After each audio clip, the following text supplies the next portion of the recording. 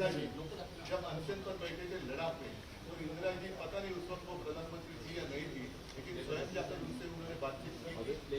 दूसरी बात, अन्ना हजारे, पूरे देश में ऐसे माहौल था कि क्या होगा क्या नहीं होगा, लेकिन उस वक्त भी कांग्रेस की सरकार और मनमोहन जी प्रधानमंत्री थे, देशमुख जो महाराष्ट्र से यहाँ के मंत्री थे या केंद्रीय मंत्री थे, उनको भेजा गया था उनके साथ बातचीत करने के लिए। तो बातचीत करना ही तो प्रजातंत्र में होता है, अदरवाइज आप इसको तानाशाही कह सकते हैं। अगर किसी की बात, खुद की मन की बात जबरदस्ती सबको सुना है लेकिन जन की बात नहीं सुने, तो ये प्रजातंत्र इस्तीफा मांग रहे हैं सर, धर्मेंद्र प्रधान का इस्तीफा। राहुल गांधी को और बाकी लीडर्स को उसको लेकर क्या कहना है?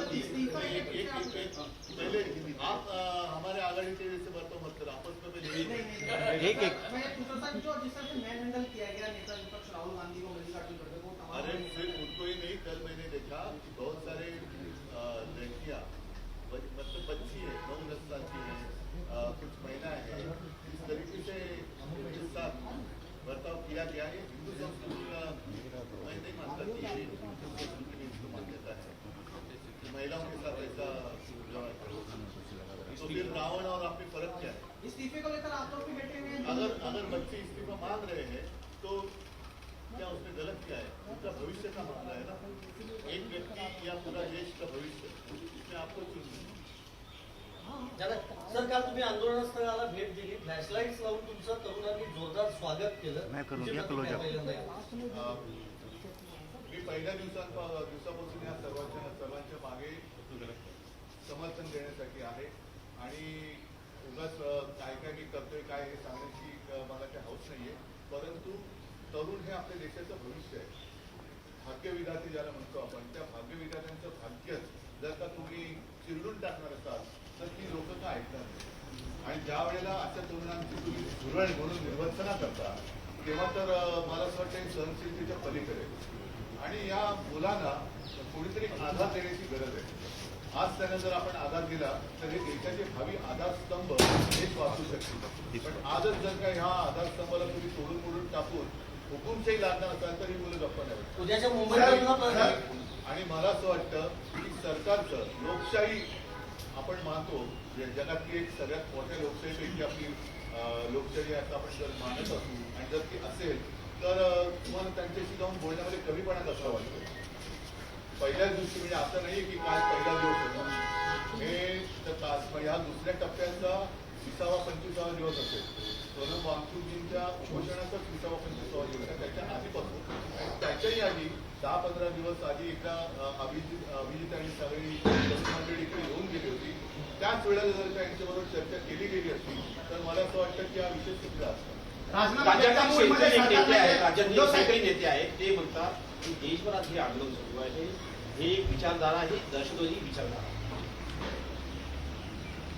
अशा लोकांच्या बोलण्याला किंमत देण्याची, शेतमालाला जरूर किंमत द्या, पण अशा नेत्यांच्या बोलण्याला किंमत नाही। फडणवीस असं म्हणतात की हे फेसलेस आंदोलन आहे, त्याच्यामुळे त्याचं नेतृत्व त्यांचा फेसलेस म्हणजे तो पुसून जरा तो लेस झाला असेल, म्हणून तो तेवढ्यापुरतं आजच्या त्याला फेसलेस दिसला असेल, तो पुन्हा फेस आला असेल त्याला। अराजकता माजवण्याचा पण या मागे प्रयत्न केला जातोय, कारण असं वाटतं मला पण वाटायला लागलंय, कारण ज्या तऱ्हेने सत्ताधारी वागताय, सत्ताधाऱ्यांचा डाव देशात अराजक आणण्याचा आहे का? आणि आता मला असं वाटतंय की जसं एक यांचा एक हातखंड आहे बदनामीचा की यांच्यामध्ये पाकिस्तानी घुसले असतात, तर मला असं वाटतं सत्ताधाऱ्यांमध्ये कोण पाकिस्तानी नाही। सरकार राजीनामा घेण्याच्या मूडमध्ये नाहीये, सरकार जे आहे यांचा राजीनामा घेण्याच्या मूडमध्ये नाही, एवढं तुमचे सगळे खासदार पहिल्या दिवसापासून आंदोलनाला पाठिंबा दिलेला आहे। डेडलॉक कसं सुटलं? त्यांच्याशी चर्चा करा ना, तुम्ही चर्चा करा। जर मी माझ्या रविवारच्या मुंबईचं आंदोलन केलं होतं, त्याच्यात गोष्ट म्हणजे काय राजारांची गोष्ट नाही, घटना सांगितली होती। कालच्या मे महिन्यात RSS कडनं एक असं स्टेटमेंट केलं गेलं भुजबळांकडनं की पाकिस्तान बरोबर चर्चेचे दरवाजे खुले ठेवले पाहिजे। आता नेमकं पाकिस्तान बरोबर लढायचं की नाही लढायचं आणि या आंदोलनात पाकिस्तानचा भाग हा असेल असं जर काही सत्ताधाऱ्यांना वाटत असेल तर त्या हाताच्या तोंडावर तुम्ही बोलता, तर मग या देशातल्या विद्यार्थ्यांची जे हे विद्यार्थी देशाचे विद्यार्थी त्यांच्याबरोबर बोलण्यात तुम्हाला कधीपणा का वाटतो? म्हणजे हे मला त्यांचं गणितच कळत नाही की पाकिस्तान बरोबर चर्चेचे दरवाजे उघडे ठेवा, पण जे तुमच्या दारात आलेले आहेत, तुमच्याकडनं काही अपेक्षा घेऊन आलेले आहेत, वाढून आलेले आहेत, त्यांच्यावर तुम्ही लाटायचा होता. त्या मुलामुलींवरती, अगदी मुलींवरती आणि महिलांवरती ज्या असभ्यपणाने अत्याचार केले गेलेला आहे. काल तर एक ती मुलगीच तिचे कपडे फाडले गेले. ही कोणती हिंदू संस्कृती? पण पंतप्रधानांच्या घराच्या बाहेर थांबल्यावर राहुल गांधीवर आक्षेप घेतला जातोय. ही रावण संस्कृती झाली. पंतप्रधानांच्या केंद्र घराच्या सरकार बाहेरमध्ये म्हणतंय थांबल्याबद्दल केंद्र सरकार म्हणतंय की आम्ही चर्चेसाठी तयार आहे, मात्र धर्मेंद्र प्रधानचा राजीनामा आम्ही घेणार नाही. ही मस्ती झाली आणि ही या मस्तीच्या विरोधातच सगळं आता देश पेटलेला आहे. ही राष्ट्रभावना आहे आता. नाही, मग उद्या प्रकाश आंबेडकरांनी मुंबई बंदची हाक दिली, शिवसेनेचा पाठिंबा आहे त्याला? मला काल येताना आल्यानंतर इकडे कळलं. मला असं वाटतं आता लोकांना रस्त्यावरती यायचंय, लोकांना रस्त्यावरून व्यक्त व्हायचंय, त्याच्यामुळे त्यांना त्याच्यापासून पुढे अडवून नये. काल सुद्धा तुम्ही बघितलं, म्हणजे मी तिकडनं निघाल्यानंतर एक 9 वर्षाची मुलगी, तिची बहीण, तिचे वडील, मुंबईच्या आंदोलनात अगदी कडेवरती घेतलेली लहान मुलं, त्या लोक खांद्यावर घेतली, अशी लोक त्यांना रस्त्यावरती यायची. आता त्यांनी येऊ द्या. कारण हे जे काय आहे हे आश्चर्य हा उफाळून आलेला असंतोष नाही, हा गेल्या 12 वर्षात साठलेला असंतोष आता उफाळून बाहेर पडतोय. तो पहिला येऊ द्या. दिल्लीमध्ये सरकारवरती लाठीचार्ज करण्यात आला. आता उद्या महाराष्ट्र बंद आहे.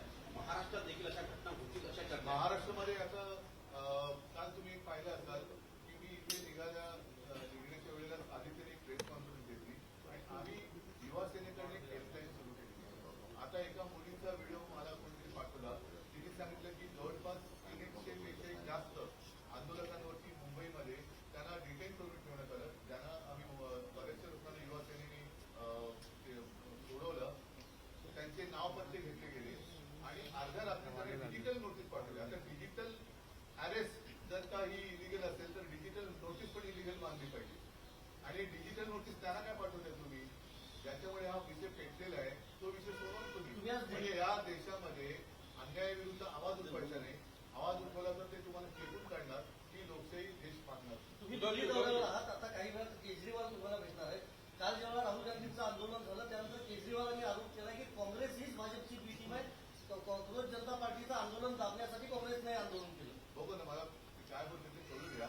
आणि मला असं वाटतं की आता सर्वांनीच तुझं माझं करण्यापेक्षा आपलं म्हणून या देशाच्या आणि मुलांच्या मागे उभं राहिलं पाहिजे. पण एक दिसत नाही सर. आता बघू ना, मी तर सगळ्यांच्या सोबत आहे, मी मुलांच्या सोबत आहे. म्हणून मी काल जाऊन अभिजितला भेटलो आणि त्या मुलांना मी म्हटलं मी भाषण करायला नाही, तुम्हाला वंदन करायला आलेलं आहे. कारण की एक असं वाटत होतं आम्ही राजकारणामध्ये लढतो, पण हे कोणासाठी लढतो? तर ते कोणासाठी लढतो ती मुलं माझ्या समोर होती. ते बघितल्यानंतर लक्षात येतं की आहे अजूनही आपल्या देशामध्ये तो एक मर्दपणा म्हणतो, अन्यायाविरुद्ध लढण्याची चीड म्हणतो, ती जिवंत आहे. आम आदमी पार्टी का बयान आया है कल प्रोटेस्ट के बाद कि ये जुगलबंदी है कांग्रेस और बीजेपी की, क्योंकि सीजेपी से भी बैठा हुआ है प्रोटेस्ट में 1 महीने से गवर्नमेंट वहाँ पे मिलने के लिए नहीं गई और यहाँ पे कल गवर्नमेंट उनको मनाने के लिए। जैसे मैंने कहा कि सरकार ने इन बच्चों के साथ बातचीत करनी चाहिए, वैसे विपक्ष ने भी आपस में बातचीत करनी चाहिए. तुम्ही दिल्लीत आहात, मुख्यमंत्र्यांचा वाढदिवस आहे सर. हो, शुभेच्छा तुम्ही द्यायला काहीच हरकत नाही. मुख्यमंत्री माझ्या शुभेच्छा आहेत आणि माझ्या शुभेच्छांमध्ये पाकिस्तानचा हात नाहीये. पण देवेंद्र फडणवीस म्हणतात असं धन्यवाद.